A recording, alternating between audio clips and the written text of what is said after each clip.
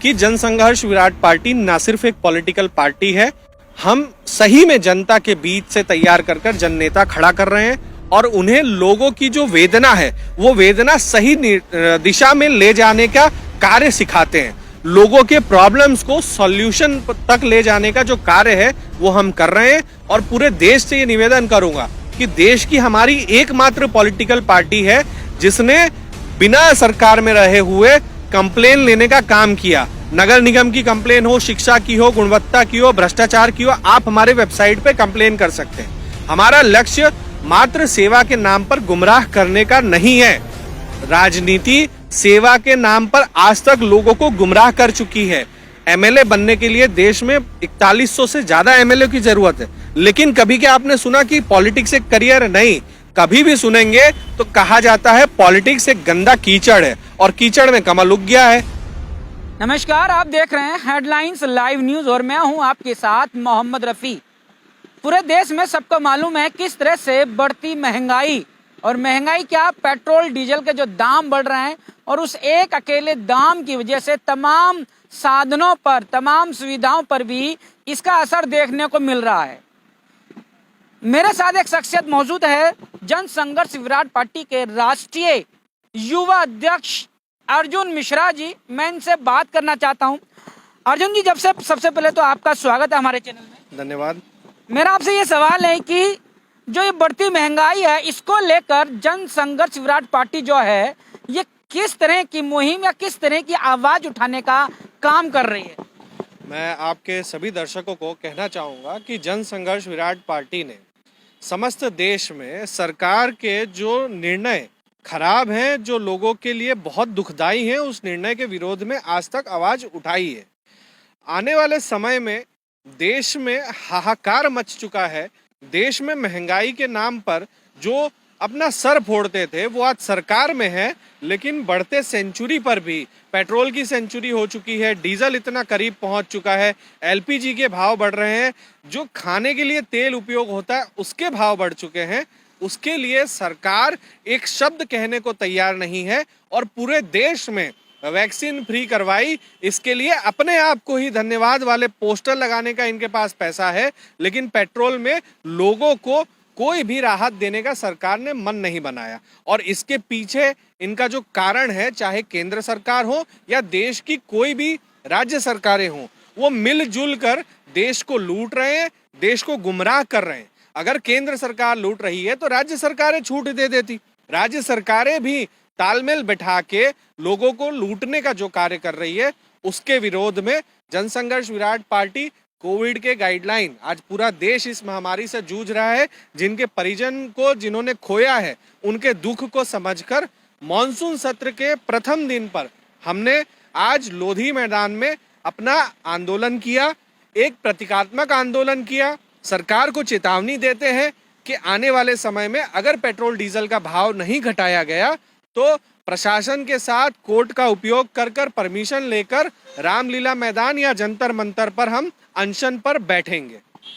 बढ़ती महंगाई पे जहां पिछली सरकार के वक्त में 25 पैसे का पेट्रोल का दाम बढ़ता था, प्याज के दाम बढ़ते थे तो सरकारें गिर जाती थी, रास्ते जाम कर दिए जाते थे और यही वर्तमान सरकार थी जो सड़कों पे आंदोलन के लिए आ जाती थी।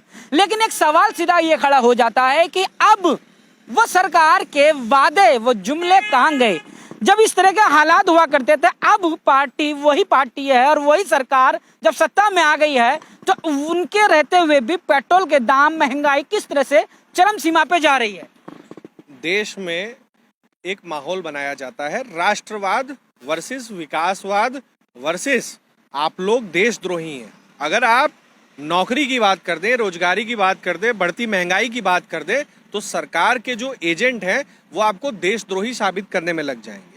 यही वो सरकार है, आपने बहुत अच्छी बात की, जो रोड चक्का जाम कर देती थी। आज जो केंद्रीय मंत्री के पद पर हैं वो लोग लहसुन प्याज लेकर रोड पे उतर जाते थे, बॉटल पहनकर रोड पे उतर जाते थे, धरना प्रदर्शन करते थे, आंदोलन करते थे अगर 25 पैसा भाव बढ़ जाए तो।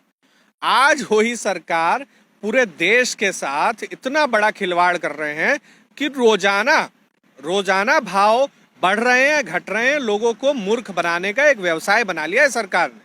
पेट्रोल हो, डीजल हो, एलपीजी हो, खाद्य पदार्थ के तेल हो, इस प्रकार से महंगाई बढ़ाई है कि शायद इस देश में अब जीना ही विकास हो गया है। अगर आप जीवित रह गए ना तो आप विकसित हो गए। ये सरकार तालमेल बनाकर विपक्ष के साथ खुली लूट मचा रही है, क्योंकि अगर विपक्ष ताकतवर होता या ये लोग सही में एक दूसरे के रंजिश में होते, एक दूसरे के विरोध में होते, तो राज्य सरकार माफी कर देती। ये नहीं करेंगे ऐसा, और ये देश को कहीं ना कहीं बहुत बुरी तरह गुमराह कर रहे हैं। और हमको आजादी के भी पीछे जो हमारा हश्न था उस हिसाब पर लाकर छोड़ दिया है, ताकि नया युवा अगर देश में विरोध करता है तो उस पर विविध कानून के तहत राष्ट्रद्रोह थोप दिया जाता है, उसे जेल के भीतर भेज दिया जाता है। आज जहां जंतर मंतर पर या रामलीला मैदान पर विरोध का एक माहौल बना रहता था, सरकार का कोई भी विरोध हो इंसान वहां जाके कर सकता था, आज उसे ताला मार दिया गया है।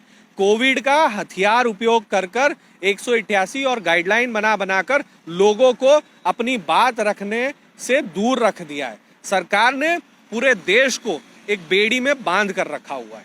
मतलब कि ये साफ समझ में आता है कि बता रहे हैं अर्जुन मिश्रा कि सरकार ने अब आवाज बुलंद करने वाले की आवाज को दबाने के लिए कानून के ऐसे जो एक्ट हैं उनका सहारा लेकर उन पे ज्यादती करने का काम हो रहा है। सोशल मीडिया जो एक अपनी स्वतंत्र आवाज बन रहा था, कहीं ना कहीं उस पर भी एक पहरा लगाने का काम किया है। और इसके अलावा आपने कहा कि विपक्ष कमजोर है, विपक्ष भी साथ देता है, तालमेल बना हुआ है।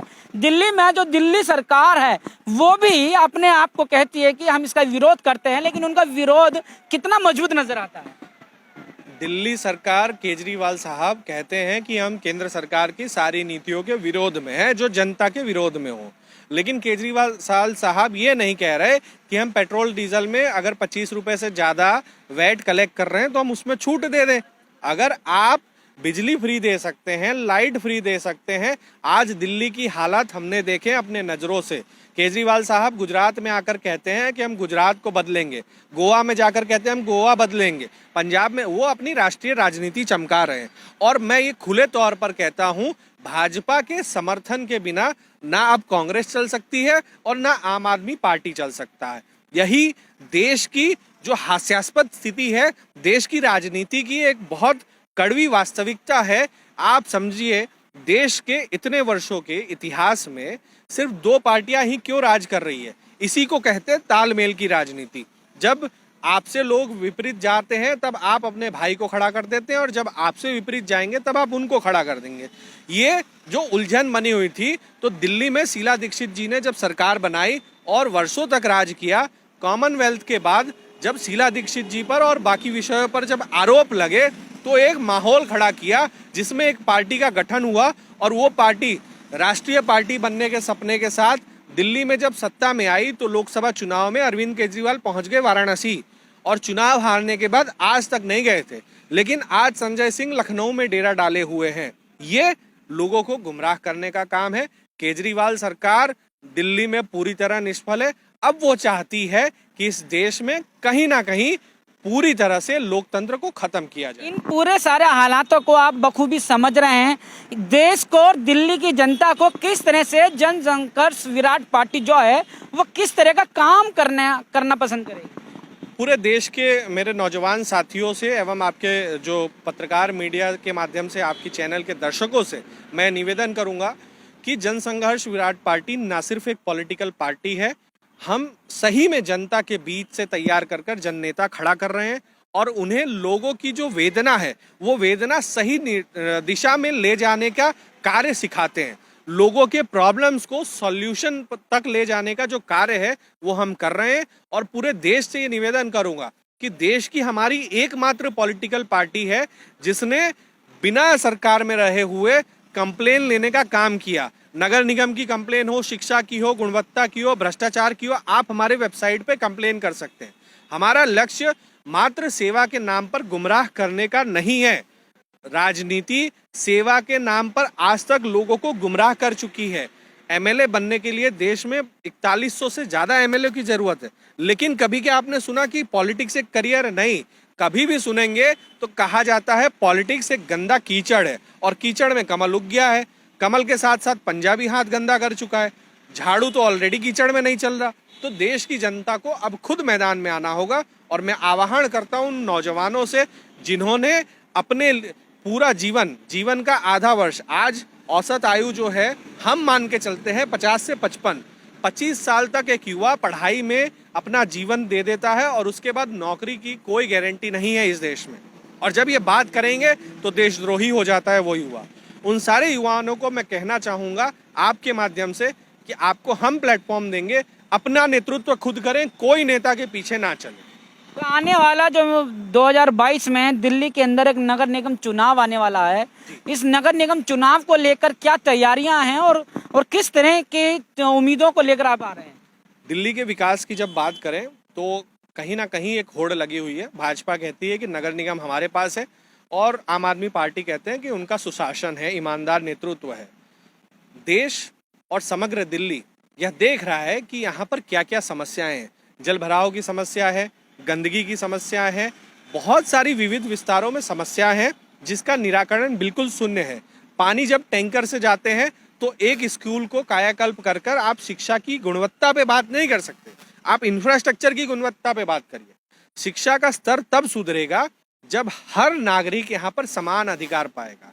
तो जनसंघर्ष विराट पार्टी ने ये तय किया है कि दिल्ली के नगर निगम के चुनाव में हम लोग अपने सारे सीटों पर उम्मीदवार उतारेंगे और दिल्ली की जो समस्या है वो दिल्ली के नौजवान ही सॉल्व करें, वैसी पूरी मोड ऑफ ऑपरेंडिस बनाएंगे। आपकी पार्टी के द्वारा दिल्ली के नगर निगम के चुनाव में जब सभी 272 सीटें हैं दिल्ली के अंदर नगर निगम की, उन सीटों पे जब आपके उम्मीदवार आएंगे तो लोगों के बीच में एक चर्चा जरूर ये निकल कर आएगी कि कहीं ये पार्टी अब कोई वोट काटने का काम या कोई इस तरह के काम को लेकर तो नहीं आ गई है, या हमारे विचारधाराओं से खेलने के लिए तो नहीं आ गई है। इस तरह की भ्रमित भाषाओं को किस तरह से दूर करने का काम करेंगे आप? सर्वप्रथम तो मैं कहूँगा कि जैसे देश में विभिन्न पार्टियां काम कर रही है उससे बिल्कुल विपरीत दिशा में हम काम करेंगे। हम अपने पर्चे में छपाते हैं, हर पहले प्रथम चुनाव में अगर हम आते हैं तो हम छपाएंगे कि आप वोट ना दीजिए लेकिन हमसे काम जरूर करवाइए। हमारे उम्मीदवार को भले वोट ना दीजिए, 5 वर्ष तक आप पहले उनका इस्तेमाल कीजिए और फिर आपको अगर योग्य लगे तो आप इस पार्टी को मौका दीजिए। हम ये नहीं कहते हमें मेयर दे दीजिए, हमको नगर निगम में सारे पद दे दीजिए। अगर आप हमें एक सीट भी देना चाहें वो एक सीट दीजिए और आप बाकी के 271 सीट की हालत देख लीजिए। हमारे पास वैसे नौजवान हैं जो कार्य करवाना बिना सत्ता के भी जानते हैं, लेकिन कहीं पर अड़चन आती है जहां पर सत्ता की जरूरत पड़ती है और हम लोग उसी दिशा में नए युवाओं को तैयार कर रहे हैं। मतलब कि दिल्ली की जनता को सीधे सीधे ये कहना है कि 272 की जो सीटें हैं दिल्ली नगर निगम का होने वाला जो चुनाव में, एक बार आप सदन में यानी कि नगर निगम के सिविक सेंटर में एक बार हमारी पार्टी के उम्मीदवार को पहुंचाने का काम कीजिए और हम अपने एक ही उम्मीदवार, एक ही पार्षद के माध्यम से उस वार्ड को ऐसा चमकाने का काम करके दिखाएंगे जिससे पूरी दिल्ली समझ सकेगी कि जब एक वार्ड के अंदर इस तरह से काम किया जा सकता है और अगर ये पार्टी आती है तो फिर पूरी दिल्ली की तस्वीर ही कुछ और होगी। ये इसीलिए भी कहा जा रहा है क्योंकि हम जनता के बीच से नेता बना रहे हैं। आम आदमी पार्टी कहती है कि उसका नाम ही आम आदमी है, ठीक है, लेकिन 65% विधायक तो करोड़पति हैं। आम आदमी रहा कहाँ? आम आदमी वो होता है जो पेट्रोल की कतार में ना भारी मन से खड़ा रहता है कि 100 रुपए में भी उतना पेट्रोल आएगा जो आज से कुछ वर्षों पहले ये सरकारें कहती थी कि आप 50 रुपये कर देंगे, 35 रुपया कर देंगे। आज वो परेशानी झेलने वाला आदमी जब राजनीति में आएगा ना, अपने आप दशा दिशा बदलती है। करोड़पतियों का काम नहीं है लोगों का हित करना, करोड़पतियों को बेचारों को व्यवसाय करना आता है। उन्हें व्यवसाय करवाइए। नेतागिरी करने के लिए नौजवान चाहिए, पढ़ा लिखा नौजवान चाहिए जो इस देश को एक रणनीति के तहत चलाए, जिसका एक रोड मैप हो वर्षों तक। आज ये जल भराव क्यों होता है? क्योंकि कोई रोड मैप बिना आपको जो टेंडर पास हुआ होता है वही टेंडर से रोड मैप बन जाता है। रोड मैप आपको 50 साल का बनाना पड़ेगा तब जाके कुछ काम होगा। आज सेंट्रल विस्टा का काम चल रहा है, वो क्यों चल रहा है इतनी तेजी से?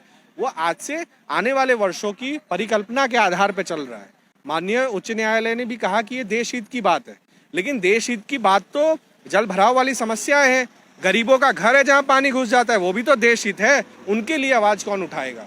और उन्हीं के लिए हम लोग चाहते हैं सबसे पिछड़ा जो वार्ड हो वो हमें दीजिए और हम विकास दिखाते हैं, एक्चुअल विकास होता क्या है। बहुत बहुत धन्यवाद अर्जुन मिश्रा जी। ये हमारे साथ जुड़े हुए थे अर्जुन मिश्रा जी, मैं आपको बताऊं, जिन्होंने अपनी विचारधारा सामने रखी है और जिनका साफ तौर पे कहना है कि दिल्ली की जनता एक बार हमको भी सेवा करने का मौका दे कि हम दिल्ली के उस वार्ड को भी बिना सत्ता में आए वो चमकाकर उसकी तस्वीर बदल के दिखाएंगे और दिल्ली फिर बोले कि जन संघर्ष विराट पार्टी आखिर क्या है और वो अपने वादों पर कितना निकली है। मेरे साथ जुड़े रहने के लिए हेडलाइंस लाइव न्यूज से मोहम्मद रफी की ये खास रिपोर्ट।